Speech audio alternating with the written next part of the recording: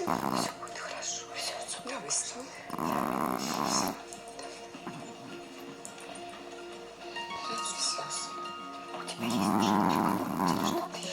Все в порядке, ничего не болит.